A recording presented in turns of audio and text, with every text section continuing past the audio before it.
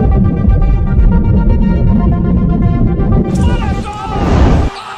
everyone, Mr. Devil here, Kenny Danico, 3-time Stanley Cup champion of the New Jersey Devils, and you're listening to the Uncle Pucker's New Jersey Devils podcast. Let's go Devils!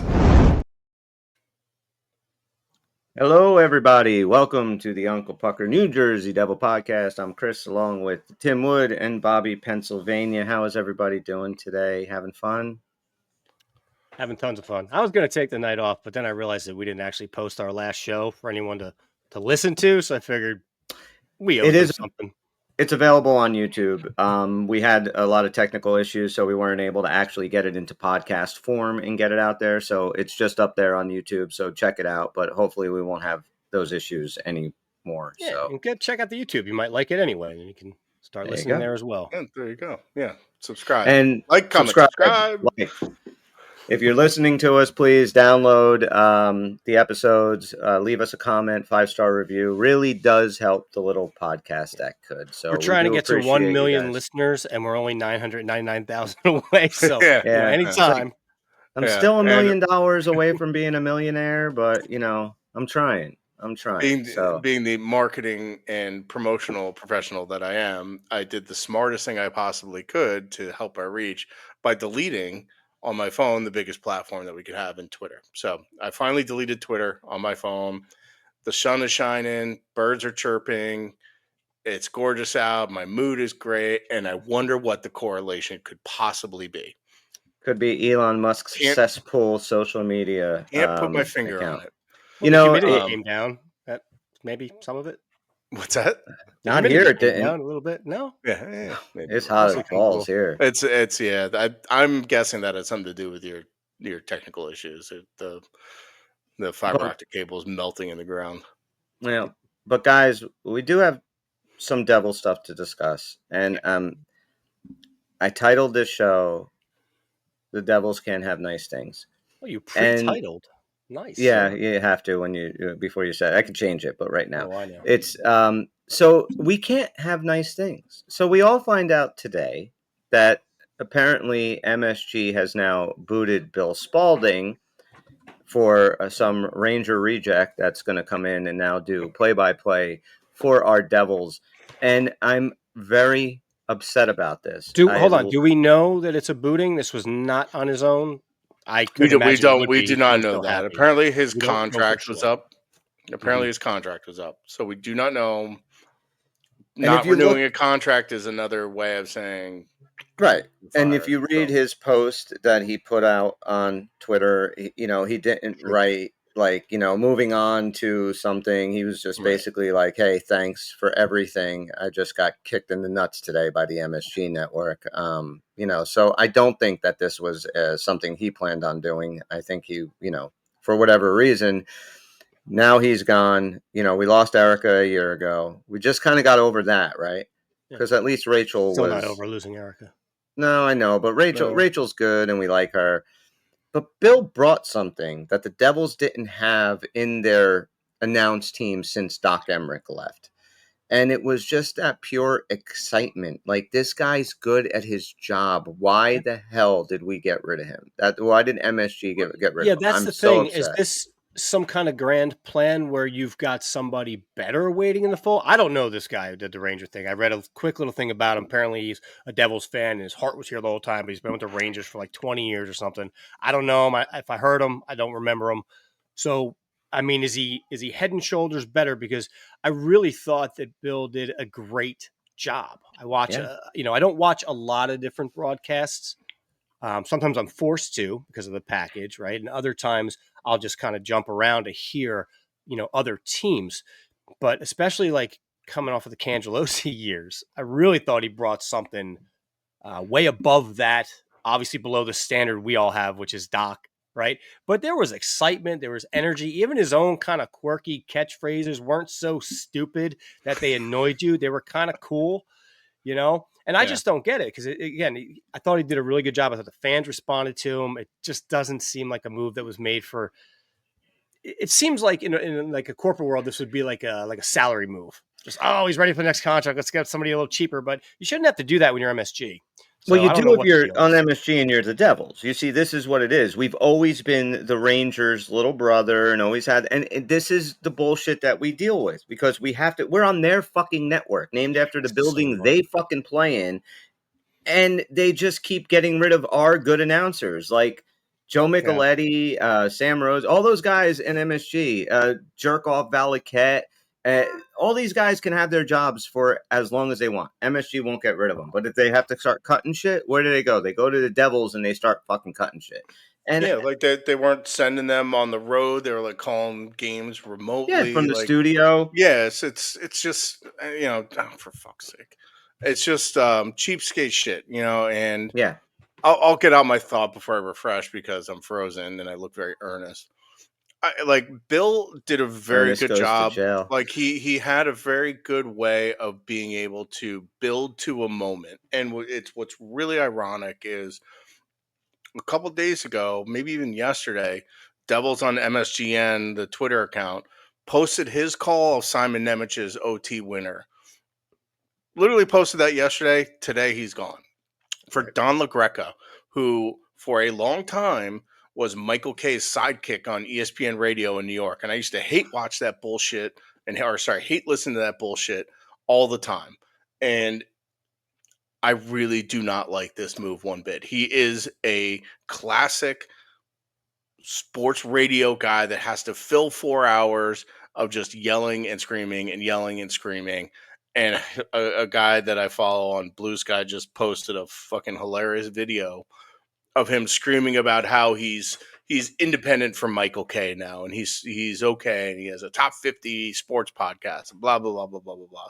He did like Jets pregame and like did filled in for some calls for Kenny Albert on MSG for Rangers games, but he was a Devils fan, so great.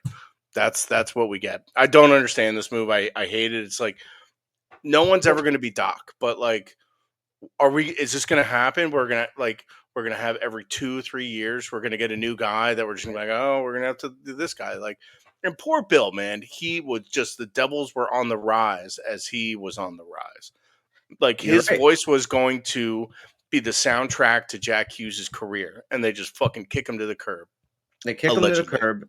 And I'm refreshing, so I'll be back. Kenny Albert, who's now doing the Ranger games, like I'm sure that he got a really nice pay increase to start doing the Ranger games full time. I'm sure it's probably a fraction of what Bill Spaulding was getting.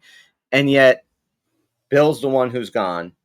And, the Rangers have, probably their Kenny Albert and his few $1 million a year contract. And probably Bill just wanted a fucking, enough to just, be able to keep a roof over his head doing this. And, I'm just saying, Sure, you want personal growth. I'm sure that was part of it. But again, I don't think this was Bill asking for too much. That can't be the case. No. And I want to know what the metrics were It was behind Kenny his Albert asking for too much. Right. That's what I'm saying. Yeah, like Bobby, that's a good point. It's like, are there like metrics behind this? Like I saw Awful Announcing did some list, and that shouldn't be something that taken seriously. And Dano and Bill were kind of at the bottom of the list.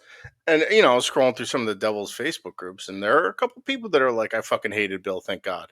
Which I don't get. Like, it's like, what are you talking about? Like, how can you have a distaste for an announcer? Like, it's especially Bill. I have distaste for announcers, absolutely. And I was a little lukewarm on Bill when he first started. I hated Cangelosi, so I was happy that he was gone. But it took me a little bit to kind of get into Spaulding because you said it before. He's a dork, and but when you I'm trying to get him to come on the show, Chris. No, but I think he would. Bill Spaulding. I think he would agree with that he is a dork and he owns it. And because of that, I think it makes him a lot better at what he does. Like you mentioned, his own little taglines that he tries to get over and stuff. They're not annoying because they come from like a real place of excitement and all that stuff that comes with it. He was a fan, and you could tell he was a huge Devil fan when he was watching those games, or at least he made us feel that way, and that's what you're supposed to do. This is the type of position, though, that you grow into, and he was very green in the beginning. Mm-hmm. And like Tim mentioned, the knack that he started to have for building up to a moment, which hopefully winds up being a moment that he can then shout about, because otherwise it's kind of build up to nothing.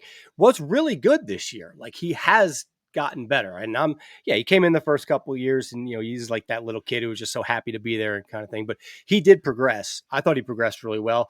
Yeah, he's never going to be my all-time favorite or anything. It just still feels like this is just out of the blue stupid. It is stupid. And that's the thing. It's like just out of the blue. And it came out of like the announcement for Don LaGreca, like, oh, by the way, Bill's gone. It's like, I don't develop attachments to these guys, but I thought, like, we all went through the darkest of dark days as Devils fans, and the Cangelosi era. The Cangelosi era, like, and sorry, Steve, but like, Bill was doing a better job and had a better team and a more fun team, and like the players develop relationships with these guys. They like travel with the team. They travel on the charter, so it's like I just don't get it. It's I know in my heart of hearts that it is probably some sort of penny pinching bullshit where LaGreca is already paid by MSG, right, and this is just them double dipping for the same contract for another. Well, and you nailed it. You nailed it, because the day we find out he's leaving, they're already announcing his replacement. This wasn't a go find talent. This was being talked about. When Cangelosi left, there was a gap of who was going to take that position, and we didn't know for a while. This was set in motion that we're going to.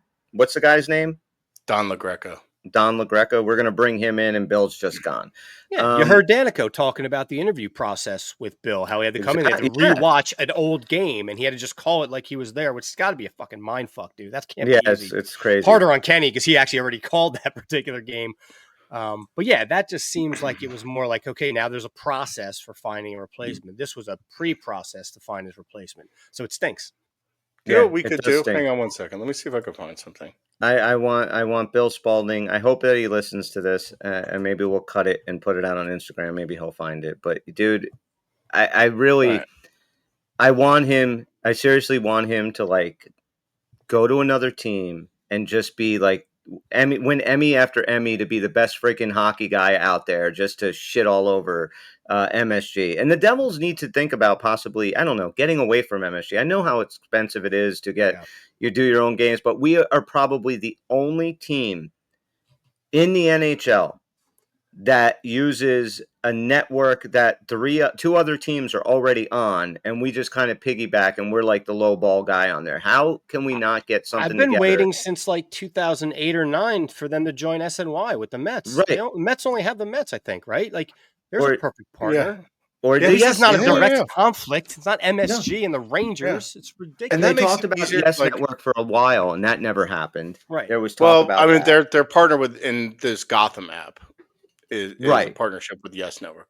Honestly, I just searched Don LaGreca because I wanted to play, see like some of his play-by-play, and everything is Don LaGreca rant, Don LaGreca rant, Don LaGreca rant, Don LaGreca epic meltdown.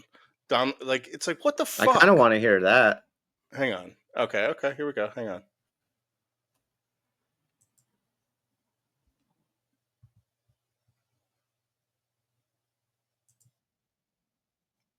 Can you hear this?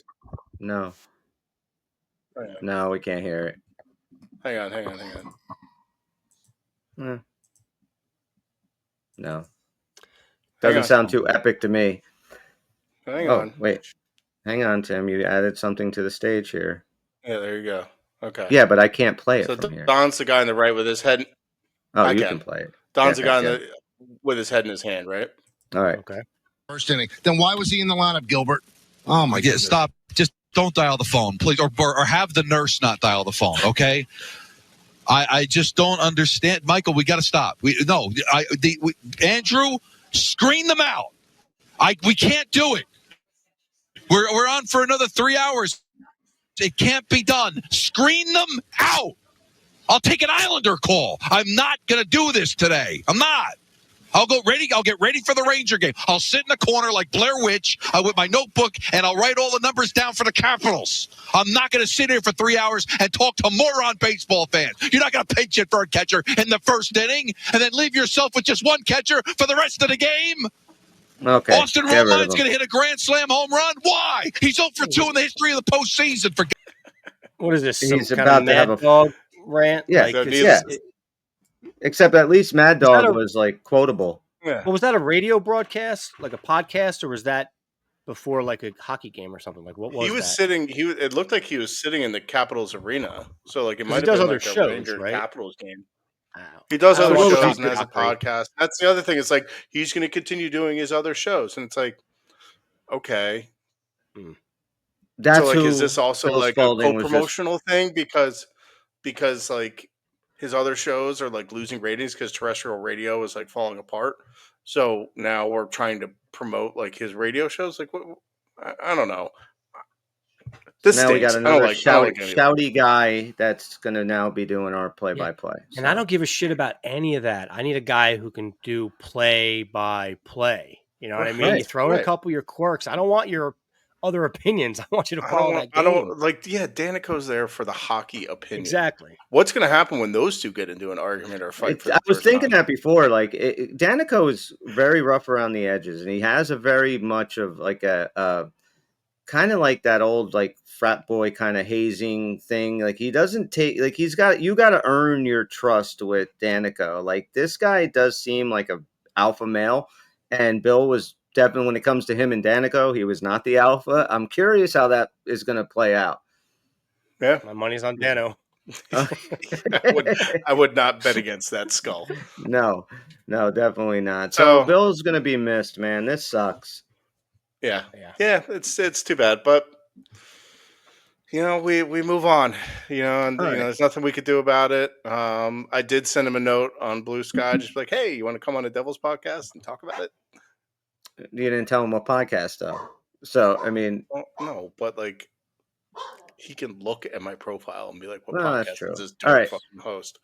Let's talk some more Devils. Tim, you are back on the Devils can't get rid of Dougie Hamilton train. Oh.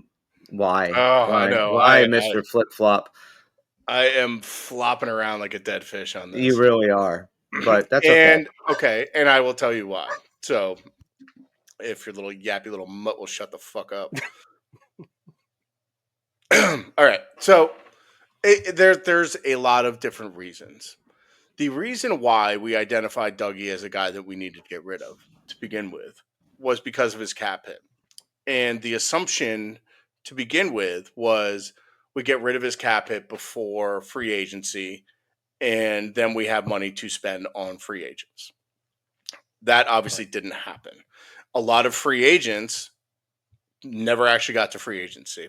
Teams actually really, if you look around the league, teams really mainly re-signed their guys. Like the 3 guys in Florida re-signed. The only big real free agent that went anywhere was Ehlers. And, that was pretty much preordained that he was going to Carolina. Because even Marner was a sign and trade, right? Yeah, exactly. Mm-hmm. Exactly. Brock Besser stayed in Vancouver. All the names stayed. We added 2 guys that are positive additions. They're not big, shiny guys, but they bolster one of our biggest problems last year. And getting rid of or not re-signing guys that were our biggest problems last year was also part of free agency, like it or not. Even though we didn't add any shiny new pennies, getting rid of people was part of that process. Looking around the league right now, and all the insiders are like, oh, trades are going to pick up, trades are going to pick up. I am fucking done getting fooled by these insiders saying bullshit like this. I do not think there are going to be any major trades. And we still need help up front.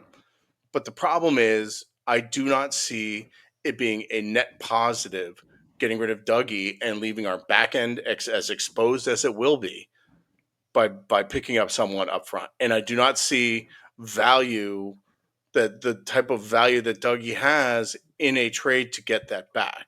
Do you know what I mean? Like yes. I don't think Dougie has enough value. You're going to lose that trade. Yeah, I don't think Dougie has enough value. He has value, I think, in a trade, but I don't think he has enough value in a trade to bring back a Robertson or a McCann. Maybe, if there are other pieces to it that make it more palatable. Like one idea that I heard on a show was we take Matt Dumba's contract also back from Dallas. And we do the buyout of Matt Dumba. I don't know if Pittsburgh's trying to get rid of Erik Karlsson. Like if we get Raquel or Rust as part of this trade, do we take Karlsson's contract back? then we're kind of in the same boat with a bigger fucking contract. The third problem I see with it now, and I've this is the one that I've been kind of banging the drum against is what are we going to do on our right side? Are we running out there with Nemec and Casey and Pesci as our right side? Because I'm not confident in that. I'm not confident. The things that Dougie does, Nemec and Casey in the aggregate cannot replicate on the right side, and combined with Luke, cannot aggregate in total. It's true. Dougie, I was looking at all of his numbers today. He makes every single player that Dougie plays with. They're better with Dougie than without him. Every single player on this roster. So Okay. it's the zone exits, his first pass out of the zone, his power play quarterbacking, yes, is great. But also at 5-on-5, one of the main things that Dougie is absolutely elite at, probably one of the best in the league, is pinching down the wall and keeping the puck in the zone for O's. The only time Dougie's ever really been beat defensively is when the puck squirts out past him and he can't catch a guy that's a 99 percentile in speed. It's happened to him twice, Matt Nyes and Owen Tippett on the Flyers. Both of them are 99 percentile in speed. So he's also faster than he was 2 years ago. I looked up his edge stats for the regular season, and his top speed is actually faster than it was 2 years ago. So he's not losing foot speed. Maybe he still has a little bit of agility problems. He's long. He has a good stick, and he seals guys off on the wall defensively. He's not going to throw any big hits. I get it. But that's my Dougie rant. That's why we need to keep him.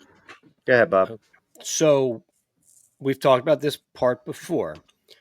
Does this entire conversation change if Kovacevic never got hurt, or we knew for sure he was coming back early this year? Does that change your mind at all, or do you still feel it's Hamilton over him? It does. It changes a little bit, but I still think our defense, as constructed, isn't good enough offensively without Dougie. And with Dougie, I don't think it's good enough offensively. Like we were a bad offensive decor last year. Yes. And my issues with Hamilton, I've said this ad nauseum million fucking times. It's not his play. It's not. It is the injuries. That's my biggest issue with him. Is stay healthy. So the $9 million, I don't care about any of that. To me, the guy that you move to open up the cap space is Palat. It's if Hamilton. I think Hamilton will be on this team. I do not think that Tom Fitzgerald has any interest in, unless this is just something that's going to blow you away and absolutely going to give us a piece or two that we need. I don't think Hamilton, maybe at the trade deadline, if Kovacevic is healthy and the Devils feel they need something else, possibly you can see Dougie Hamilton trade talk heating up again. I don't think that's going to happen. I do think, though, that Tom Fitzgerald, you've got it. Like I've said it. I want Evan Rodriguez. If you can pry him away from Florida, and I don't know what you'd have to give him. I would think a couple of picks to get Evan Rodriguez, and $3.5 million. It's not a lot of money. He fits everything that you want for a guy to play next to Jack in that lineup. I just think that he fits perfectly. That's the guy I would really try and go after. Jason Robertson, I don't want to take Matt Dumba's contract, buy him out, and then take in Robertson. And maybe that doesn't work. Maybe that it's just, a hat on a hat. Too much of the same guys. We need somebody in that top six that fits a different role, and I think Evan Rodriguez does.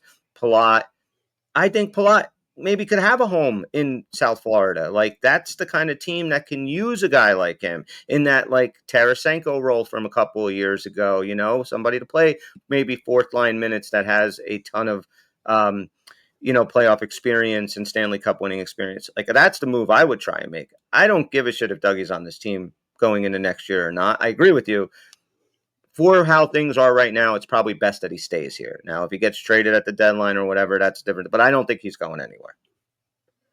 Yeah, if he starts off the year, even if Kovacevic comes back, I don't think you're trading him at the deadline. I don't feel like that would happen. So then we're back to our defensive logjam. Yeah. What do you do? Do you bring Kovacevic back in if you get let's say Nemec plays all year, right? Because Kovacevic's hurt, and then he comes back mid-year, close to trade deadline. Now you get ready for the playoffs. Are you going with the more sure defensive guy and then sit Nemec after he played for you all year? Like, what are they going to do? And maybe this is a problem for 2027, but it's still a problem.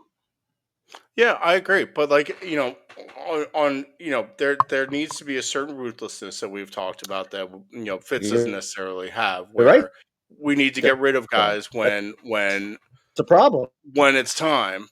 But on the other hand of that, we need to be ruthless also with our younger players. Like, just because we have guys up and coming, like, they have to earn roster spots. And Sure. Nemec didn't earn a roster spot last year. They have to earn their playing time.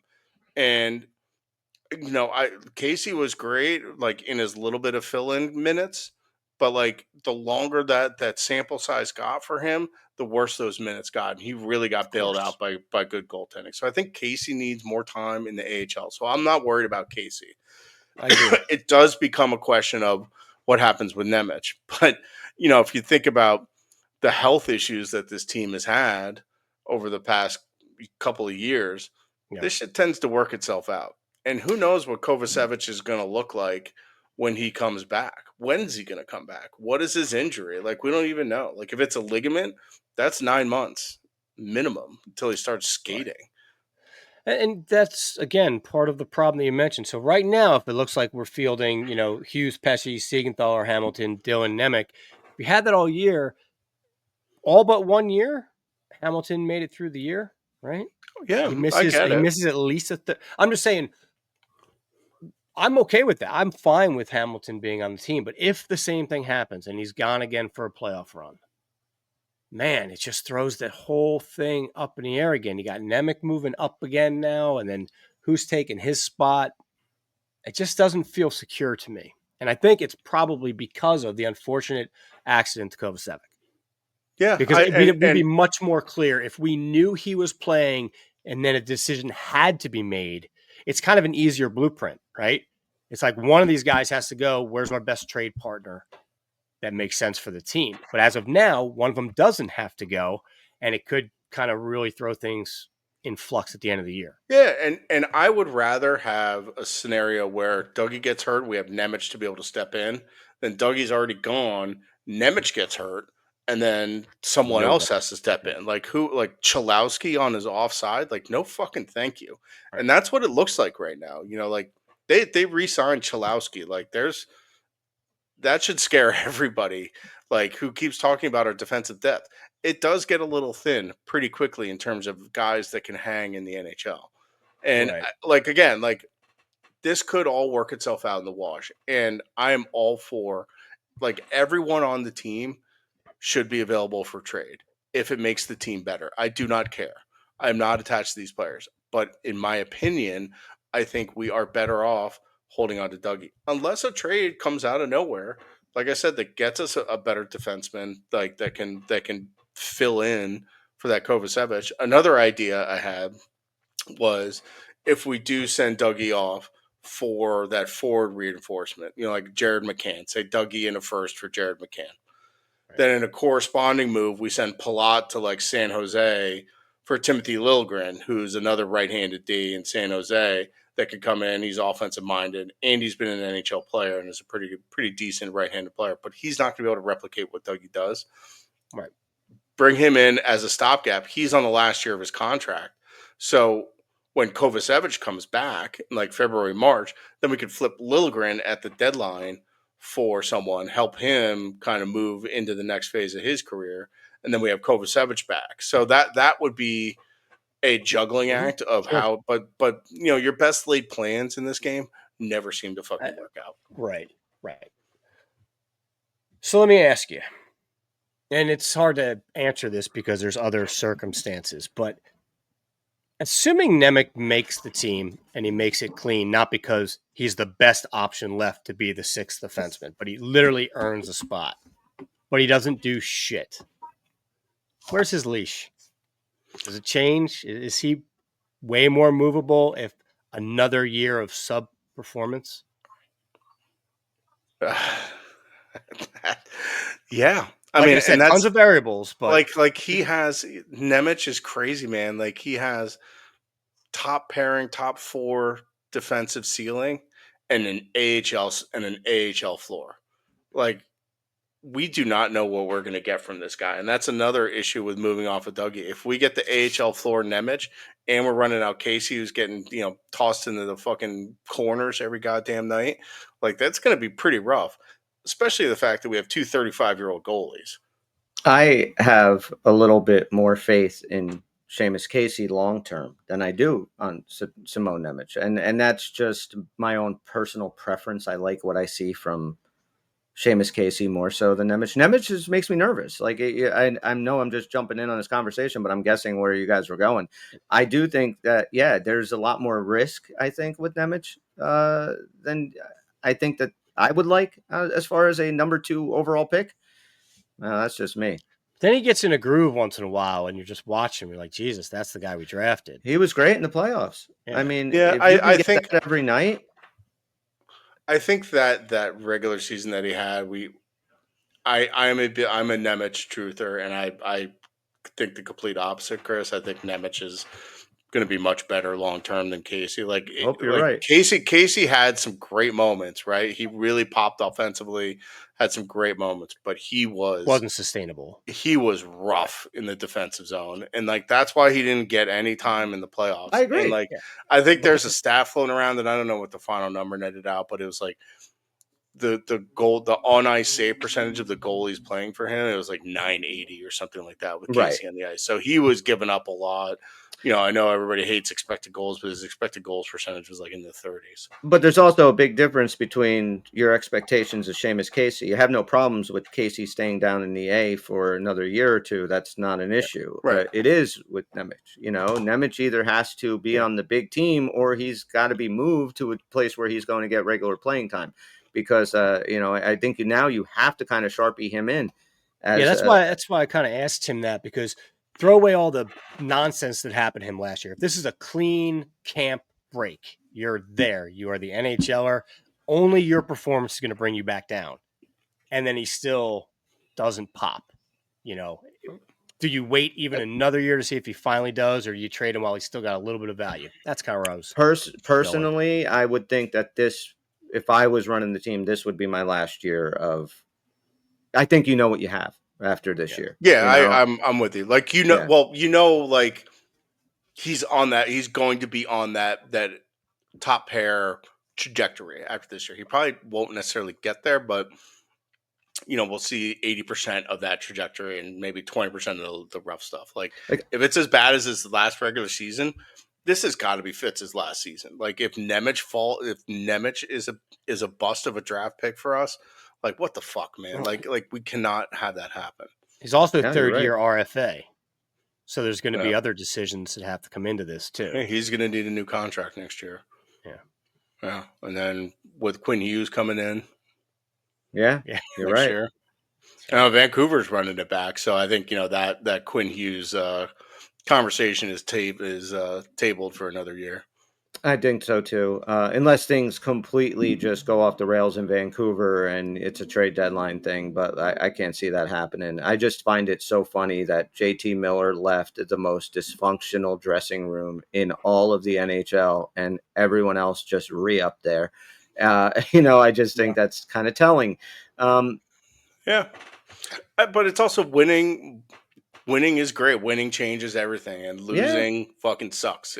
But when you're losing, your kind of true colors really come out off the ice. You can be as much of a hard ass on people as you want on the ice, right? But if you're a fucking cocksucker off the ice to these guys too, like that's when then your kind of character shows. But I don't know. I'd be interested to see if Vancouver can get back up to that level. They still have some decent talent, but a lot of it's, there's a lot of ifs. And like the Devils have a lot of ifs in their lineup too.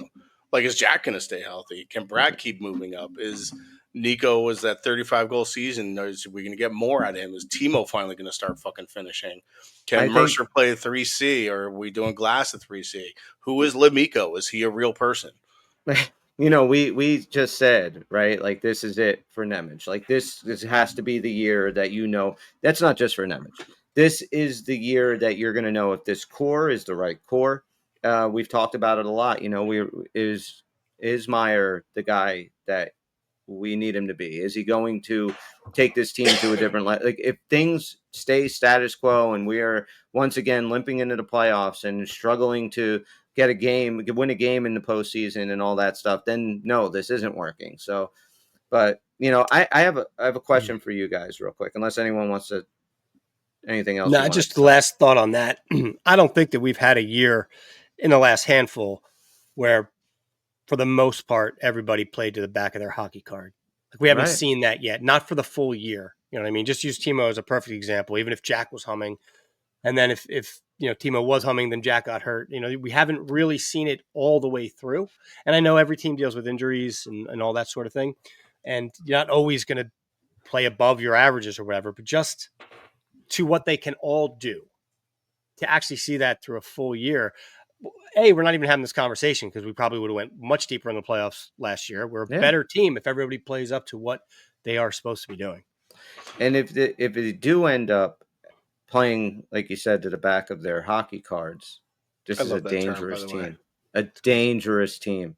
I mean, this is a team that can compete for the East. I know about the team down in Florida. I don't give a shit about them. Talking about the Devils, they would be one of the top teams in the Eastern Conference if they can all play to their ability and staying healthy is the biggest thing. We've gotten so jaded over the past couple of years because of injuries and poor goaltending and porous defense that we're all conditioned to kind of look at what's the worst possible scenario or the worst case scenario for next year, and we're all kind of automatically defaulting to that being the worst. Instead of what happens if it all goes right. Yeah, like everything that went right 3 years ago. God, is it 3 years ago already? Yeah. What the fuck? If everything goes right like it did then, it's another year of Keefe. A second year of Keefe where his systems are more instinctful. Bradshaw defensively, I'm very excited to see what this guy does from his systems. Apparently his systems in the defensive zone are very layered and very good and very strong. Like, you look at what he did with the Flyers decor after he took over as head coach. There's so much, another year of Luke progression, but then you start creeping in your head, like, is Siegenthal an every other year guy? Or is he the guy we saw last year or the guy we saw 2 years ago? Is Pesce still going to be a warrior, or is he going to get hurt somehow? Is Dylan going to regress even more? Is the decor going to be able to kind of contribute getting the puck up quicker and being able to utilize speed a lot better? You take the 112-point season, all right? That was fun. It was awesome. Beat the Rangers in the playoffs. It was an awesome, fun year. Like, we all kind of went along for this magic carpet ride, and we had a blast, right? And then the following year, the things weren't fixed. We thought that, there was a little bit here and there, but we knew that the team was broken after the next year. Then they fixed the goaltending and the defense last year. Now this year, it looks like we're kind of working on fixing the bottom six, and hopefully things aren't done. But over the course of those 3 years, I feel like if a player gets traded for that's playing with Jack and they do get that winger, I feel like most of what we need is going to be filled. Now is the year. Stay healthy and show everybody what this team can do. Because I think there's no more excuses for Fitz after this year. He can't say, well, our defense was crap, I had to fix it. Our goaltending was crap, I had to fix it. Our bottom six was crap. Now it's all fixed. In your head, like, there's nothing else that really needs to be fixed. I get it, a player here and there, but now it's time it's the team that you constructed really going to be a contender. And this is the year. So my question to you guys, is this a hot take? The Columbus Blue Jackets and the New Jersey Devils will be the two best teams in the Metropolitan Division next year. It's your hot take. I ain't buying it. Okay, so it's not. It's a hot take, you're saying? Yeah, I guess. I don't see the Blue Jackets bleeping that much. You don't? I don't. I don't know if I'm missing something from the offseason or what. I mean, I think they're going to be better? Sure. I think they showed a lot of signs of improvement last year. You're putting them up as basically 1-2. Mm-hmm. Because that's what I think. That's where I think they're going. I think that's where they're going to be. I think they're going to take a huge step forward. So, but I don't necessarily know. They didn't really show. They didn't really add much. They fucking added Miles Wood. Charlie Coyle. It's a heck of a player. That's fine. It's still Carolina's division to lose. But again, they're another team. See, I disagree with that. I do. I'm fuck them. I mean, for what? So they can win the division and lose in the second round again? Like, I'm tired of their shit. Yeah, but I mean, me too. I don't like. I honestly, what they do? They got rid of Natchez and Drac Jury, and basically with all their shenanigans, they brought in Ehlers and Stankoven. Yeah, like they got a little bit better. Like, but it's a lot of the sameness. But they're still going to win the division. I don't think they're going to win the division. Though. I do not think they're going to win the division. I honestly if they have Anderson healthy the whole season, like I think the Devils are winning the division. To his hockey card. I think that we're actually going to win the fucking division this year. I hope so. Like, I can get on board with that. Yeah, sure. Fuck it. Let's go. Devils. Carolina misses the playoffs. There's a hot take. Well, yeah, that's a little. But here's one. Is this a hot take? The Rangers will miss the playoffs again. I think I agree with you. They did not improve what they needed to improve. They swapped Miller for Gavrikov, and Gavrikov's good defensively, but they still have 4 guys that are fucking terrible hockey players that are going to be playing 35 minutes a night. And it's just like, what happens then? Like, you may blame Igor a little bit on some of the goals that they gave up, but it was their defense was awful and they didn't fix it. I think it's one of those situations where, unfortunately for them, it's who's going to fall out that was in front of them that would allow them to get in, because I do think the Blue Jackets get better, like you said. I think Montreal is going to take another step. I think Carolina's at least going to be Carolina. We're going to be good. In my head, I keep always fall back to freaking Washington. Washington maybe will do it. And they proved me hella wrong last year. So, yeah, the question is, did they improve enough, if at all, to boot somebody else out? And I'm not sure. Yeah, even the Flyers are going to be better. Like, everybody's gotten a little better. I think it's safe to say that between Columbus, New Jersey, Carolina, and Washington, and there might be, you might have the Islanders step up and be a decent, better team. You might have the Flyers step up and be a better team than they were last year. So, but I'm going to say those 4. And Washington kind of makes me nervous because they are like, some of their players are right there at that age cliff. And we had seen it, like, you might get that good year. And then the next year, like, I remember, Bruce Brujo was talking about when he had like an old Timo Solani in his first year, he led the whole team in scoring with like 102 points. And then the next year, I think he had like 40 points. Like, he just fell off a cliff. He hit that age wall. What's Ovi playing for? To be honest with you, like, I know he's coming back for next year, but what's he playing for? Farewell tour year. Yeah, it's his farewell tour. So Washington, I could see take a dip, but because they won the division, they deserve that respect. So like Washington, Columbus, Carolina, New Jersey, those are the 4 that I think will be competing for the top 3 spots in the Metro. Boston, I think they didn't do enough to get back. No, they signed one of the 2 worst free agent contracts. Yeah. So, Florida and Tampa and Toronto, like, they're not going anywhere. So Tampa may fall off a little bit. They barely squeaked in. I've been saying that for 5 fucking years. Yeah, me too. They're not going anywhere. Until they do, they're not going to. All right, fair enough. Is Ottawa going to continue that upward trajectory? Is Montreal, like you said, going to continue that upward trajectory and take another spot?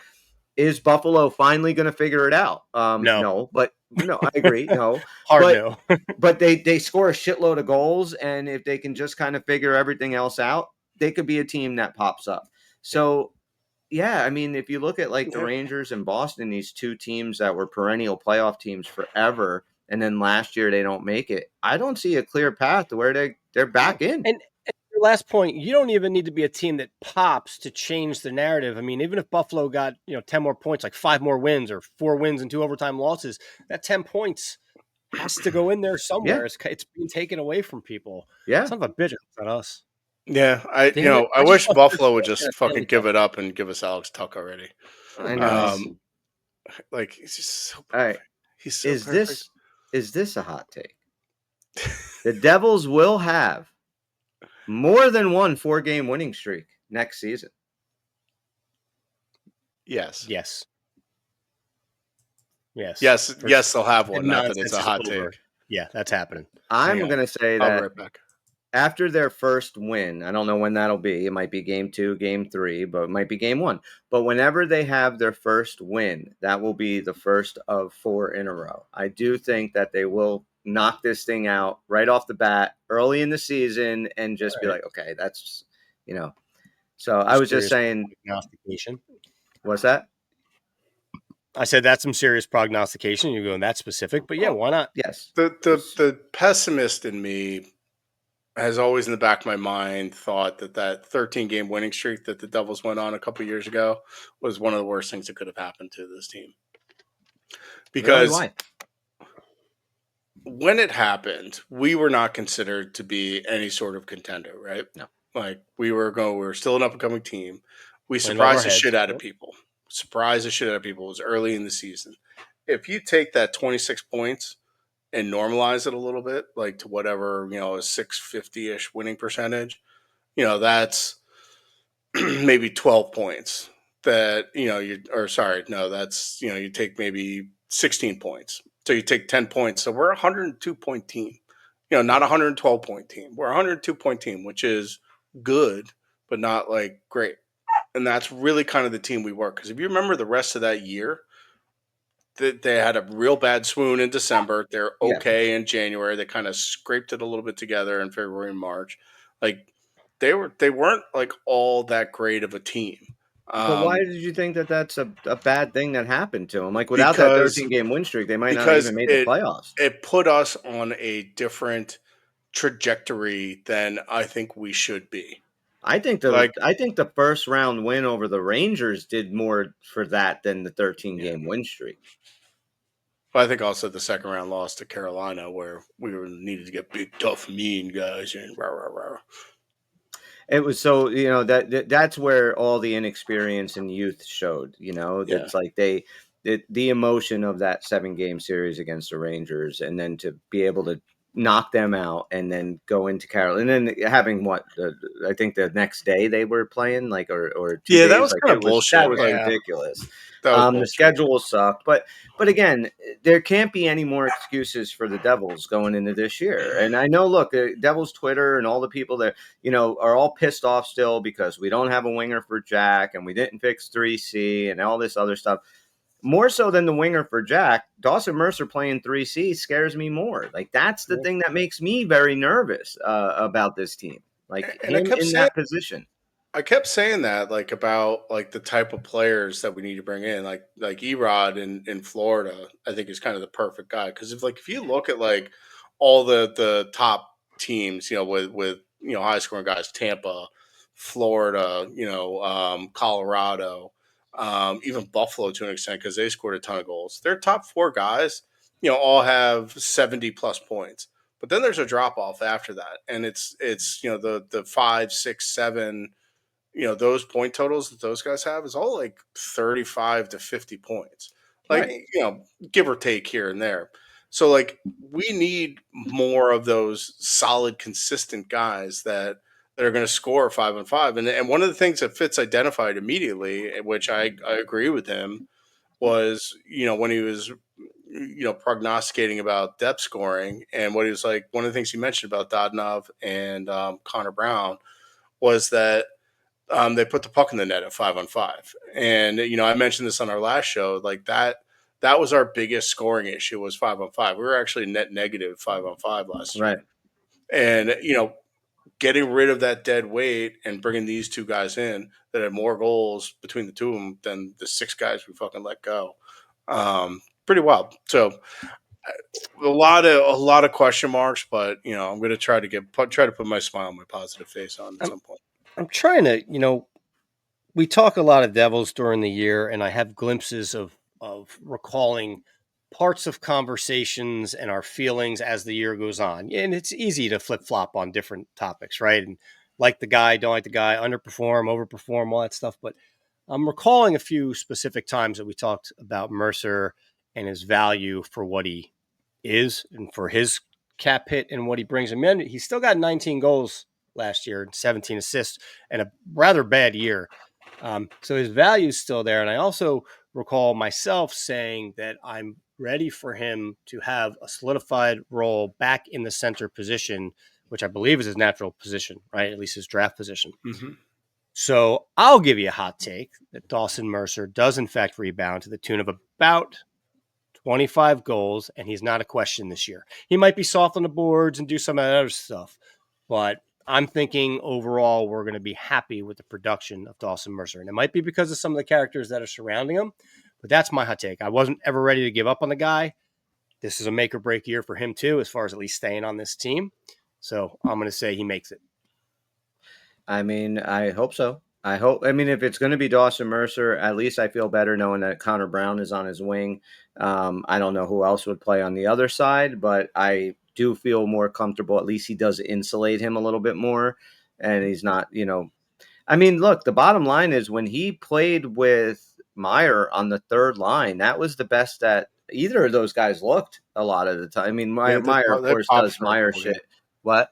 Yeah, they popped for a couple games. Yeah, and Mercer looked good. And so, like that's something that worries me. But again, if that's the call, then that's the call. We're going to deal with it. Like, I'm fine if we know going in, this is the guy, he's happy there. They're not going to fuck around with him and move him up and down the lineup. He's our third line center.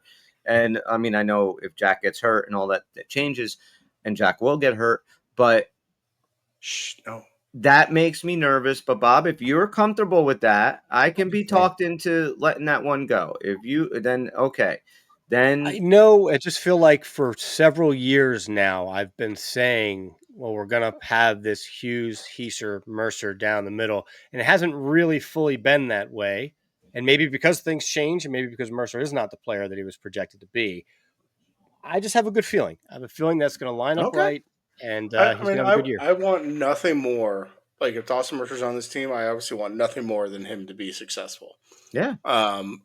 That's like, I would never actively root against a guy on this team. And I think people identified him as a trade piece because he's the only fucking guy with a sizable deal that doesn't have trade protection.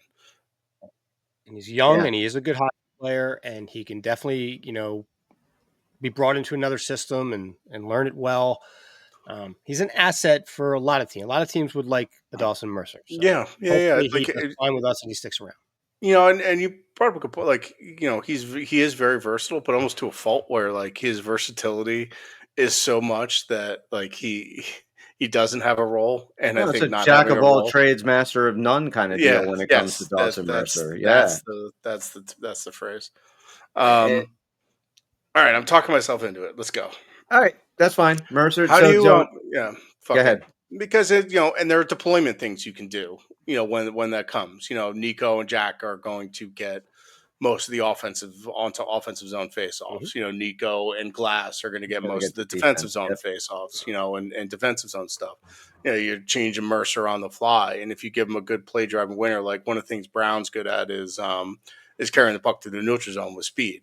So that's kind of what Mercer needs, is that sort of play driving winner. So what do you or do you make them a defensive unit that gets matched up where it's Mercer, Brown, and Palat, say on a third line? That's a defensive unit that can take some heat off. Now you just screwed up Mercer's year. Why are you doing that, dude? See, and that's funny because that's what I was going to say. Like, to me, that's why Palat's got to go. Like, you got it, because I would personally like to see Connor Brown, Grutziuk, and Mercer playing on the third line. I'd like to see a guy like Evan Rodriguez come in and play with Jack or Nico, and then move the Don off to the other line, and then your fourth line you can have your Nason, Glass, and Cotter, or the kids, and see how they do or whatever. But that's why I can't find a spot where Palat makes sense in this lineup. Not with the kids, not with LeChance coming in and trying out, and Hamaniho coming in and trying out, and Juho coming in. I got it right. So I don't know, where do you put Palat? Where do you put the old, slow, plodding veteran who gets $6 million a year in this lineup? It just doesn't make sense to me. Yeah, like we talked about it like early in the year last year. It's like, well, let's just hide him in plain sight with Jack and Bratt because that's where he can do the least damage. Yeah, but he held him back. He actually, the same thing I was talking about with looking at Dougie's, with and without numbers. Right. Natural stat trick. You look at Palat's with and without numbers. Every line and every player that he played with, their numbers are worse than they He are brought them down without him. Yeah, he brought every single player down. It's actually pretty remarkable. That's like hard to do. Yeah, I mean, I would much rather see that than go out and get an Evan Rodriguez, and you can put. I mean, even imagine Heisher, Rodriguez, and Meyer. That's a fucking great line. Yeah. And look, you couple picks for Rodriguez. You send Palat off, with a sweetener. Then you have room for Luke, and then that's your lineup. Yeah, and that's not a bad lineup. That's a And lineup that if these guys stay healthy, they can do a lot of damage. Yeah, and And I am resigned to the fact that I do not think we're getting a Magic 3C coming in here. The no, the biggest problem is like there's 32 teams in the league right now looking for some version of a 2-3C 3C. you're right. And so it's like nobody's going to give them up. And there are reports that like only Pittsburgh is actively trying to get worse right now. It's a fucking weird year. Like starting with the trade deadline up until now, it's been a very weird year in terms of like trades and movement and UFAs and I don't know. It's just really strange. I'm really looking forward to the year, but I don't. I will say I don't think Hamilton's going anywhere. I don't think Mercer's going anywhere. I think that Palat might be a trade move, and that's how it should be. If you have a couple of spots open, then like we said, the kids that are coming in, make them fight to the death for it. Like let's see what these guys can do. Let's see what some of our young, skilled guys can do, because we all remember a team when John Madden and Colin White. And was it Pandolfo that year coming in? Rafalski, right. And all of a sudden it was, okay, our young guys are now contributing and we're winning Stanley Cups and going deep into playoff runs, and they're becoming anchors on this team, Gomez, and becoming anchors on this team. Well, it's been a long time since we've actually had that. Even Luke had his growing pains, and kind of coming into his own. But I want to see one or two of these guys come in and just take the position and not give it up for the next 5 or 6 years. I'm really curious to get eyes on Juho and see what the fuck this guy's all about. Because the way they're talking about him, it's like they found Jesus in like the middle of nowhere. Really? Well, no, I'm kind of exaggerating, but I know that, but I haven't heard anything about him, so I don't know. It's just crazy to me how like this guy's playing in the 5th best professional league, and Fitz is like, oh, big boy, skates well, blah blah blah. I'm like, all right, man, like. And he only has a one-way contract, so they're expecting him to be in this lineup. Making the team, and he's a center. I have an interesting guy. I did mention I do not think there are 3Cs out there. Yeah. But there is a team north of us, more northeast in Boston. Okay. That has a guy that has been playing center. Pavel Zacha, huh? What do you think about Pavel Zacha as 3C? It's not the fucking craziest thing, right? It's not the craziest thing. I like Pavel Zacha. I think that he really kind of came into his own in Boston, and different player than when he left. Yeah, I don't hate it. Yeah, I think it would be mold a little better. Yeah, we're looking for. Yeah, and would that he and Brad and Nico were boys. Do you think that that's a better spot for Pavel Zacha or Dawson Mercer? Like right now, you have to pick one of those guys to play 3C. Who are you taking? Zacha. I put Zacha there, and then I would say Mercer, you're on the wing, and that's where you're staying. Yeah, figure it out this year. It would actually help because we still got to figure out, like, again, some of these projections I'm looking at, like the second line is ridiculous. This one, Puckpedia has Palat, Heisher, and Nason as the second line. Like, no, God damn it, we're not doing that. Yeah, they're just like, there's like, yeah, because they have, this is another thing, and I've mentioned, like, I personally don't think left wing, right wing really matters all that much. I know some guys have preference for that, but for what side they like to kind of attack from, but. With pro systems, they're kind of always interweaving, and it's usually F1, F2, F3. So those depth charts, they take things very much by the book, and they're like, Palat's a left wing, and he's the only one they have on the books. We have like 8 right wings technically, but it doesn't necessarily work out that way. It's like Nason was playing left wing for most of the season. And it's a good thing. It's a very good thing that Sheldon Keefe is a lot smarter than the idiots at Puckpedia, so we don't have to deal with a Nason, Heischer, Palat line. Who's our fourth line? Jack, Bratt, and Cotter, Glass, and Dadno. They have Dodonov on the fourth line. Yeah. The kid's got great hands and he's fast. Let's put him on the fourth line where he gets 8 minutes of ice time a night. Where do you think he goes? Like, where do you think? Like, I think Dodonov plays in the top 6. Yeah, I think he's with Jack Bratt. I agree. I think that's where, and that's why I don't think that we're going to make any moves. Other than a cap dump for maybe some picks or whatever for Palat. I don't think anyone else is coming in. I think somebody might leave, but I don't think anyone's coming in. And I think there's a very good chance that it's Dodonov and Gritsuk taking those 2 spots in the top 6. I think that there's a good chance that that's what happens. And then your third line is going to be, Brown, Mercer, and, Nason, or like we said, one of the kids, Hamaniho, a guy like that. And then the fourth line is going to be Glass, Cotter, and whoever else. I honestly think that could very well just be our team. It kind of almost has to, because I'm looking at Dadonov and it's like, I mean, I haven't even seen the guy play, as far as I know, and it just seems like some highlights, man. He's fun. He's got some good fucking. He's fun to watch. Here's the thing, you got to remember, like if you're talking about putting him up with, say, Jack and Bratt, we already know what Jack and Bratt can do, right? So he doesn't have to come in here and do anything otherworldly, but just figure out how to play with those two in a nice, solid role, like carve out your niche with them. That will help tremendously, because now you have the Meyer Heischer as the next 2 down below. Now you've got options with there. Like you said, maybe it is Gritsuk, not because we expect him to pop off for 40 goals, just because you could be a nice complementary player with these 2 already doing their thing. Then solidify that third line, that playoff type line that we want, like having a Nason down there or something like that. And your fourth line could be your grinders. So it would really help if he can play up there, because you're going to bring this guy in. And again, I joked, I know a little bit about him, but yeah, you're not resting him down on the fourth line, getting 4 minutes a night. No, like, it makes no sense. And Block can do that. Yeah, and Gritsuk would probably serve better playing with Nico and Timo, because it's also just that you can kind of hide a little bit more and figure things out playing with those 2 guys than you would with Jack and Bratt, where it's just like, they are so fast and they have such great chemistry. I think it would take somebody a little bit of a long time to figure out exactly the best way, where I think Dodonov has played with high skilled players before, like Robinson and Marchment and those guys over in Dallas. Yeah. He can fit into that spot, I think, a lot easier. So put Gritsuk up with the 2 Swiss men and let them go to work. Just give me a pair of skates. I'll play third man high with those 2 any day. I like it. Don't worry about it. Bobby, you could probably pop 5 goals playing with Nico and Timo. That's what I'm saying, right? You're big enough. Just sitting up front, get the tips, working your hand eye. Fair enough.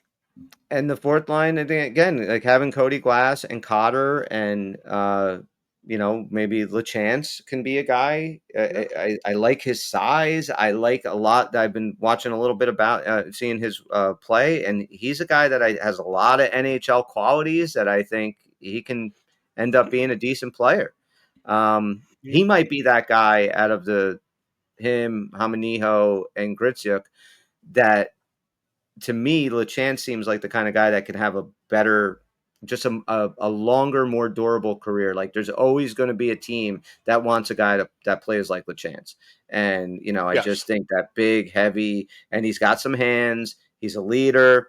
Nothing I don't like about the kid. So I think this is our team. I really do. Could be. Unless, like you said, a couple picks for Erod, cap dump a lot. Get Luke's that would be extension amazing. done. Then you have $1 million and change sitting around for Fitz to not use, and to buy a fucking Washington Commanders rookie card. And if this is the team, it's not a bad team, and there's a lot of X factors. We don't know how these young guys are going to do, but I'd much rather roll with that than what we did last year. Yeah, we were kicking the shit out of people through December. Yep. But I mean, guys like Tatar, Lazard, Bastian, like they're not players. They're not hockey players, in my opinion. Like, I don't want them on this team. They contribute nothing. Like at least you know the other guys are going to contribute. My biggest fear is that Bastion is still unsigned in like August, and Fitz gives him like a pity deal. Feels bad for him. He gives him he's gonna probably get a PTO. I don't want to see Bastion in a Devils jersey. Neither do I. The last. All right. Well, anything else that you boys would like to add for tonight? This was fun. We covered a lot. Good show. R.I.P. Bill. We actually talked hockey the whole time. That's weird. Yeah. It was weird. And here's something else that now that it's July, it won't be until March. March will be the first month that we go without an NFL game. So we have the Hall of Fame game this month. Then preseason rolls around for August. So season starts September, ends in February. So we got a nice long road of NFL football ahead of us. And kick off the Uncle Punters. Yes, the Uncle Punters, and then Bobby's and Tony got to do a baseball one, the Uncle Bunters, and then we have our whole Uncle Pucker podcast network. But I ain't doing a podcast with that asshole. Forget about that. Yeah, I'll talk baseball with you. That Juan Soto fellow turns out he's pretty good at baseball, right? Who? Bobby's good. That Juan Soto fella. He was actually pretty good. Yeah, shit, it's coming around. The Yankees are falling apart. I fucking hate it. I just wish my teams could be good. Look, I like, to me, like, baseball doesn't mean shit until another 5 weeks. Like, it's just, I know it like, I guess I just don't like baseball so much that I always say that, oh, it's only April, it's only May, and then it's like, it's only September, it's only October, who gives a shit? You know, it's so hard for me to sit down and watch a fucking baseball game. It's just like, it's so hard to do it. I get it. Even in my prime, baseball has still always been the background game. It was on when we were at the bars playing ping pong. It was on when my dad had a pool and I just run in and watch it in between taking laps or getting a sun or whatever. Right. But every now and then I get, it's nice to sit down and just dummy down to a baseball game. Because if you have commentators that you like and they kind of go through their spiel of, it's not baseball talk, a lot of it. It's just kind of like talk. You can get into it, but remember how I was last year in the playoffs, dude? That reinvigorated my love for baseball because I hadn't felt that kind of like tension in so long. Because listen, hockey's still a better sport, no doubt about it. It's still the best playoffs that you can possibly have, but the agony of baseball is waiting for each fucking pitch. Yeah. You know what I mean? Hockey's just moving, so like my heart is still pumping, but I'm like not as scared. Baseball's terrifying, and that's the thing that I don't like. Like you're amped up right for the pitch, and whether you need a hit or you need a strikeout, and you're just like biting your nails, and then it's like you wait a minute, and now it's, of course, I've been saying before, the shot clock, right? You're like waiting 2 minutes, you're biting your nails, and then the pitch, and it's a foul tip. Foul ball. I got to do it again. I calm down. I take a sip of my water, and then my nerves go fucking crazy again for a minute and a half, and it's another foul tip. And it's like, okay, how exciting is this? I mean, hit the ball. I don't know. I got you. All right. Well, we're going to wrap this thing up. Thank you guys so much for checking us out. And please remember on the YouTube channel, hit the subscribe button, leave a comment. We're going to start putting some more Instagram reels out and getting that out. So if you can find them, like them, we do appreciate you guys. We will be here all summer long, right up until puck drop in October. For Tim and Bobby, I'm Chris. We're the Uncle Puckers, and we'll see you when we see you, boys and girls.